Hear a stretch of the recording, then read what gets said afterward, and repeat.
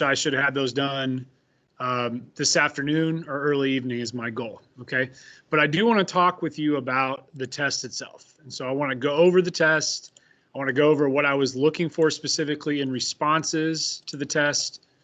For about 2/3 of you, the grades are in Skyward. And you can see the responses in the Canvas page, but I want to just go over specifically what I was looking for with this test. Okay. And so one thing that's different this year, and obviously there's so much that's different. One thing that was different than this year that I did not do in past years is that all my students, in person or online, were able to use some kind of resource for the test. And what that means is that you were able to use some kind of supplement for the Bill of Rights and checks and balances. And the reason why I did this, can you see the test? I can't see that popping up here for whatever reason. We can see it. Okay, sorry. Things have been wonky here at school today. So what that means is that basically you had a resource that you could use. And the reason why I did that is I didn't want people to feel like they had to memorize the Bill of Rights or memorize checks and balances. Because if you're in that scenario, you're going to forget all that stuff within a couple days afterwards. And it was more important to me to make sure that you could effectively apply that information to a scenario. All right. Now, that I don't think it made the test as rigorous as in the past, but it was still requiring you to take this information and applying it. So with question 1, you had a scenario. You have been arrested, but you don't understand what is going on. The police officer has not told you anything. Now you are being questioned by yourself, and the officer is telling you if you want to get out of trouble, you have to sign a statement of guilt. Okay. So the scenario gives you a lot of information. The big thing here is, and this is something that I was nitpicky on with the responses. First of all, this is the question that you have to answer with R&A. So I saw a lot of people that did not address the question directly in their response. And what I did here is I put the question and then I gave you this prompt: using race, answer the question above, citing evidence from the Bill of Rights. So your C is citing evidence from the document that you had. And then your E, explaining, is the evidence from the scenario. Okay. And so along the lines, it should have been something like, a violation of the Bill of Rights has occurred in the above scenario. That's R&A. According to the Bill of Rights, the 6th Amendment says that you have the right to be told what you're being accused of. Or, and I saw this with some cases, which was good, you put the 5th Amendment, you have the right to not be a witness against yourself. Okay, meaning not confessing or signing a statement of guilt. All right. Now, there's nothing in this scenario that talks about a trial. So if you were directly referencing the trial, there is no trial yet. One of the things that I did see a lot with question 1 is that we got these two flipped. We were citing evidence from the scenario and we were explaining it from the Bill of Rights. That, you know, and I did take points off for that because this prompt told you exactly what RACE needed to look like. Restate and answering, citing evidence from the Bill of Rights, explaining your answer. Okay. Now, if you're wondering what the point values are, why they're so weird, is because I made the assessment, basically tried to make it a leveled assessment. Level 2, level 3, level 4. So it's not going to be out of 13, it's out of 20. And I gave the benefit of the doubt with people in terms of the point values, because it was basically more or less level 3, are you understanding this information at the basic level at grade level? Level 4, are you able to go above and beyond in your responses? And level 3.5 is somewhere in the middle of that. Okay. No one got below a 3. I can just tell you that from the ones I've graded. So, and overall, I think the average from the 3 classes for your section was about a 90%, 92%. So as expected, I expected it to be a grade. So that's what I was looking for in question number 1. If you do have individual concerns or questions about your responses, you can always send me a Canvas message and we can talk about that, okay? Let's go to number 2. This is your scenario. President Richard Nixon is accused of interfering with a Senate investigation and lying to Congress. Now, obviously, that's based on a real scenario because that's basically what Richard Nixon was accused of with the Watergate scandal. But here's what you have to do. According to the scenario above, explain the role that each branch of government would play in the checks and balances.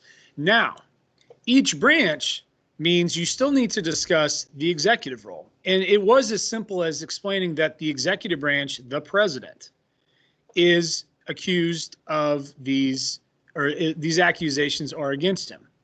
So I was expecting people to discuss, and again, I know it's a basic understanding, and some people may say, well, it's obvious, but I do need people to tie in the fact that when we're talking about the president, we're talking about the executive branch being checked. Okay, so when the legislative branch brings charges of impeachment against the president, you are bringing charges of impeachment against the executive branch and thus checking the power of the executive branch. Then you are going to be including the judicial branch, which their role is to preside over the trial. And the way this works, just a second, Sinead, I see you. The way this works is the impeachment charges are brought up by Congress, and then the judicial branch is involved in overseeing the process and ultimately the hearing to decide if charges are going to stick and that president is going to be removed. Because impeachment and removal are two separate processes. Yes, Sinead. So I didn't like straight out write the judicial branch and the executive branch. Is it okay if I wrote President Nixon and the Chief Justice if I didn't actually say like the names of the branches? As long as I can directly tell who you're referencing, and I'd have to look at the scenario, but as long as I can tell directly who you're referencing in each scenario, that would be fine. But I'd have to go in and look at the scenario. And obviously I would leave you feedback if it would be otherwise, okay? Okay, thanks. Yep. So that's what I would need. That's what I'm looking for there. And again, the big thing here, folks, is that you have the chart in front of you. And if you read the chart accordingly, then you can navigate through this scenario pretty easily, okay? Now, the level 4, probably not a level 4 question because I think I front loaded it with enough information so that you kind of understood what was going on here. Federalist Paper 51 is like the quintessential Federalist paper to me because it outlines, the Federalist defense of this new process of a 3-branch system. It outlines why the Federalists like James Madison and Alexander Hamilton are arguing that a larger 3-tiered system is much more important. But the key here is Madison says that this 3-branch system will be set up in a way that no branch goes rogue, no branch that may have this strong desire to do something through ambition is allowed to take that ambition and use it for personal gain, okay? 2 sentences after this quote, Madison goes on to say, if men were angels, then no government would be needed. And I almost thought about using that quote instead of this one, but it underlines the same message. Because when you're looking at it and relating it to checks and balances and its function, it's pretty clear. Because ambition by one branch is going to be counteracted or limited by the ambition of another branch. Okay, meaning a strong desire to veto a bill can be counteracted by the other branch wanting to override that veto of that bill. Okay. And when down here, when it says be sure to provide detail and references, if you made a reference to some example of how that works within the checks and balances, you were good to go. Okay. Example directly or example indirectly or directly is what I was looking for there. But I probably made it simpler than I thought it would be going into it because I wanted it to be a challenging question. And I'm not saying that it's super easy because you still have to apply what you know. But I think I front loaded it with a lot of clarification, which was also important because you obviously want to understand the context. Because if I just gave you a quote that says ambition must be made to counteract ambition, and there's no context, it's going to be kind of hard for you to effectively answer the question. So that's my approach with that.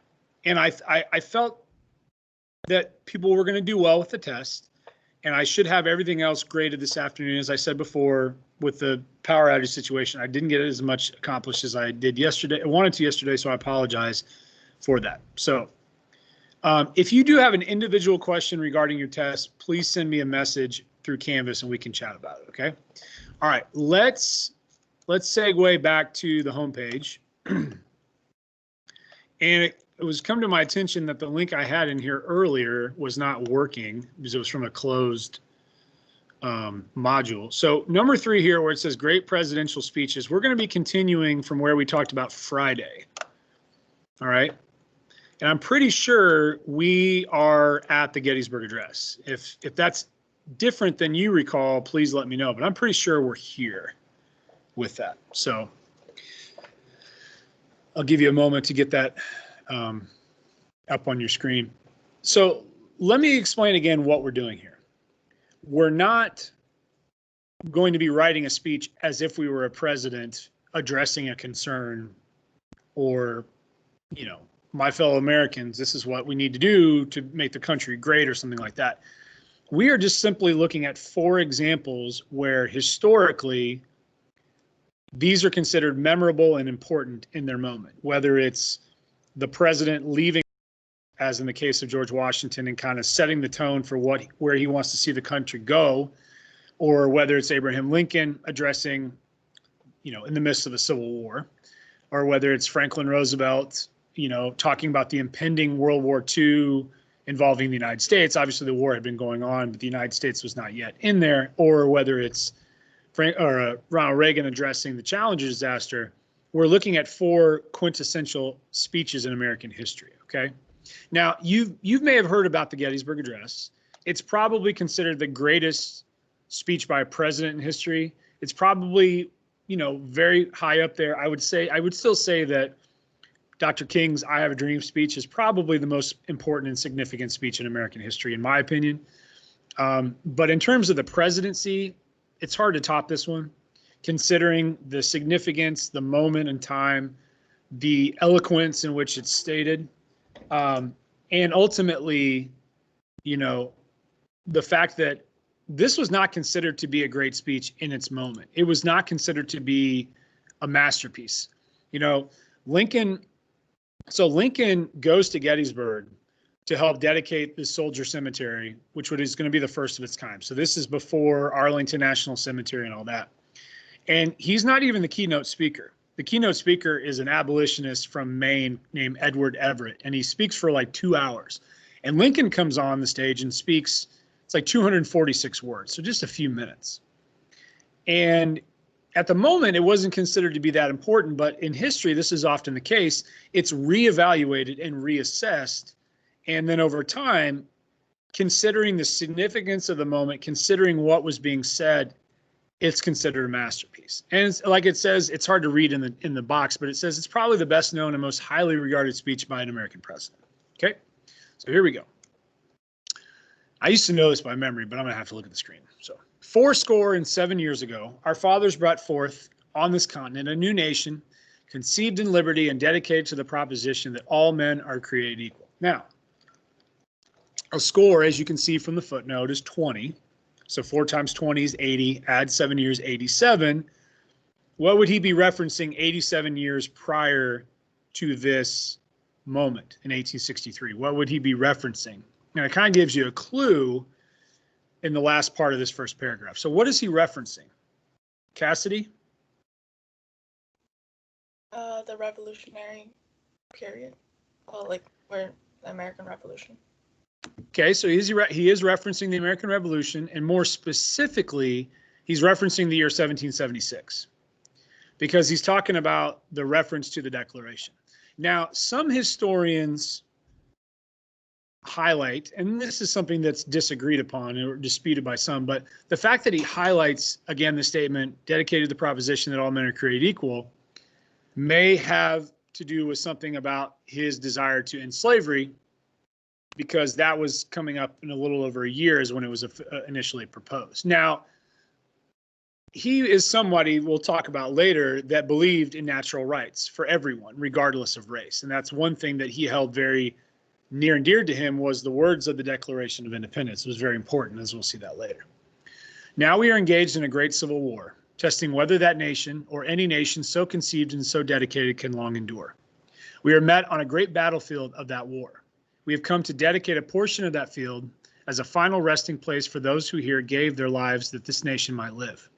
It is altogether fitting and proper that we should do this. But in a larger sense, we cannot dedicate, we cannot consecrate, we cannot hallow this ground.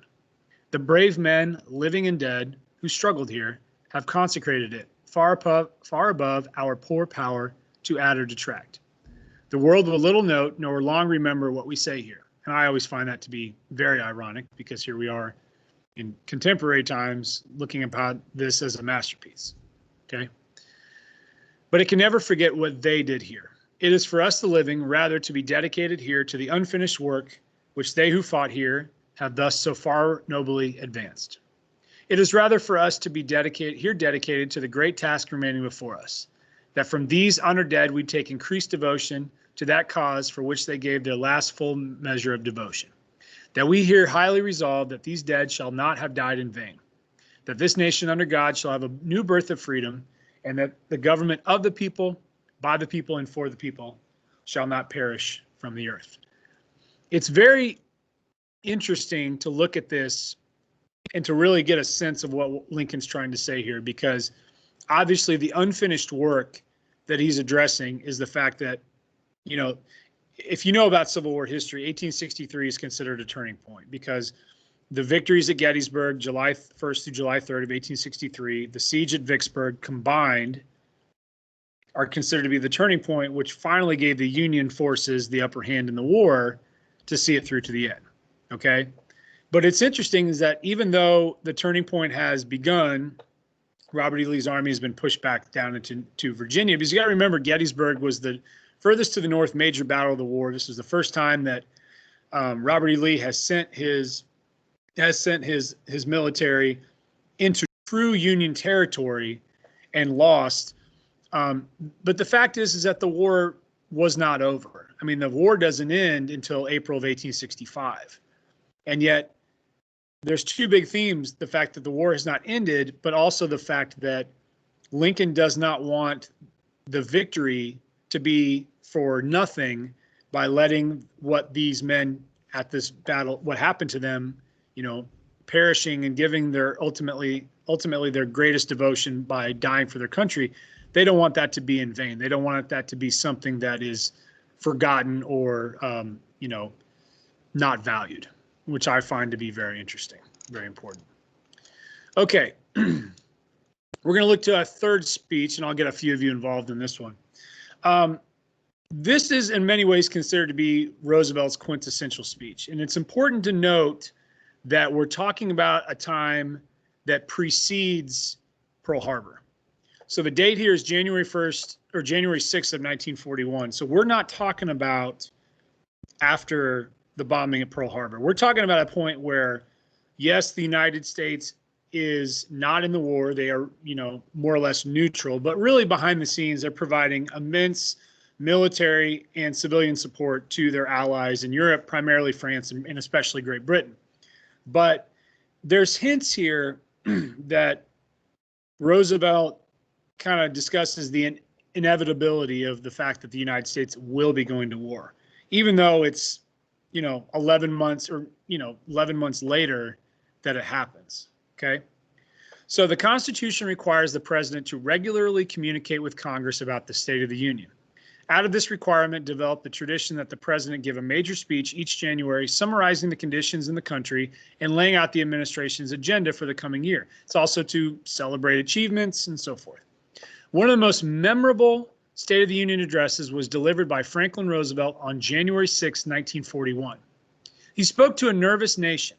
At home, the United States was slowly pulling out of the deepest economic depression in its history. Overseas, World War II was already raging in Europe and Eastern Asia. People wondered if the United States would soon be at war. They looked to the president to explain the world situation. So can I get a reader, please?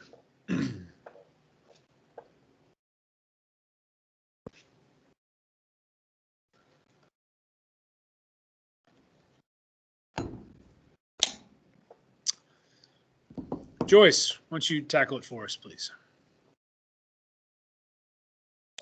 Mr. President, Mr. Speaker, members of the 77th Congress, I address you. The members of the 77th Congress, at a moment unprecedented in the history of the Union. I use the word unprecedented because at no previous time has American security been as seriously threatened from without as it is today. Keep going, please. Therefore, as your president, performing my constitutional duty to give to the Congress information of the State of the Union, I find it, unhappily, necessary to report that the future and the safety of our country and our democracy are overwhelmingly involved in events far beyond our borders. So he's referencing the fact that the circumstances externally are the ones that are going to be providing the greatest threat to democracy internally, which I find that to be very interesting. Okay. Because obviously it's not as if people aren't aware of what's going on. I mean, Hitler's rise to power has been happening for several years. We've seen war break out in Europe, but we've not seen something specifically that has brought the United States into the war officially, where a declaration of war has been declared or where mass amounts of soldiers have been deployed to different parts. Okay. Let's see here. Jack, can you take over for us, please, where it says we must?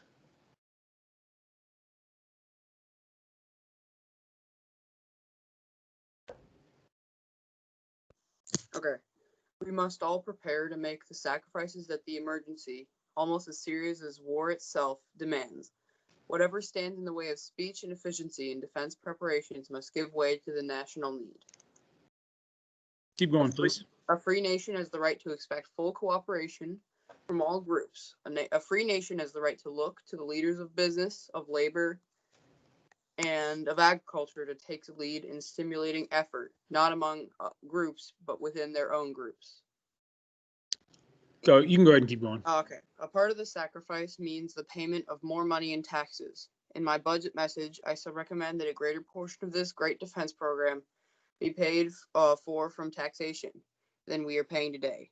No person should try or be allowed to get rich out of this program, and the principle of tax payments in accordance with ability to pay should be constantly before our eyes to guide our legislation. Okay, thank you. It's interesting that he's already hinting, if you really read between the lines here, he's hinting that it's inevitable, it's going to happen. And he's already talking about the fact that the sacrifice that needs to be made, the factor that we have to continue moving forward and understanding that this is something that everyone's going to have to be involved with and everyone's going to have to be, dealing with and is going to be affected by, okay? I'm going to go ahead and finish up because we only have a few minutes remaining, but thank you for those that did read. If the Congress maintains these principles, the voters putting patriotism ahead of pocketbooks will give you their applause. In the future days, which we seek to make secure, we look forward to a world founded upon 4 essential human freedoms. These 4 freedoms, I believe, are on a marker down on the, there are numerous places, but I believe you can find them on the Courthouse Square downtown in Bloomington. There's a marker that has 4 of them on there, if I'm not mistaken. The first is freedom of speech and expression everywhere in the world. The second is freedom of every person to worship God in his own way everywhere in the world. The third is freedom from want, which translated into world terms means economic understandings which will secure to every nation a healthy peacetime life for its inhabitants everywhere in the world. The fourth is freedom from fear, which translated into world terms means a worldwide reduction of armaments like weapons and and so forth, to such a point and in such a thorough fashion that no nation will be in a position to commit an act of physical aggression against any neighbor, anywhere in the world. That is no vision of a distant millennium. It is a definite basis for a kind of world attainable in our own time and generation. That kind of world is the very antithesis of the so-called new order of tyranny which the dictators seek to create with the crash of a bomb. To that new order, we oppose the great conception, the moral order. A good society is able to face schemes of world domination and foreign revolutions alike without fear. Since the beginning of our American history, we have been engaged in change, in a perpetual peaceful revolution, a revolution which goes on steadily, quietly adjusting itself to changing conditions, without the concentration camp or the quick lime in the ditch. The world order which we seek is the cooperation of free countries working together in a friendly, civilized society. This nation has placed its destiny in the hands and hearts of its millions of free men and women, and its faith and freedom under the guidance of God. Freedom means the supremacy of human rights everywhere. Our support goes to those who struggle to gain those rights or keep them. Our strength is our unity of purpose. To that high concept, there can be no end save victory, except save meaning except victory. So again, it's interesting that it will take several months to get us fully involved in the war, but yet you can kind of see it knocking around the corner because FDR kind of indirectly discusses our role as being very critical in making sure these things happen. Okay. So tomorrow, there's no exit ticket today, by the way. We are going to be looking at the last speech, the Reagan speech, the Challenger speech, and then we're going to outline the actual speech assignment that we will be doing. Cassidy, do you have a question? Isn't it kind of ironic because Roosevelt said, had basically said freedom, something about human rights and how they shouldn't be infringed, but then during World War II, there was Japanese internment camps. Yeah, that's a very ironic statement considering the steps that his administration took and his approval to inter Japanese Americans and citizens too. So yeah, it's a very interesting point. All right, folks, thank you very much. Alex, if you can hang on for just a minute, we'll chat about the test. All right, have a great day.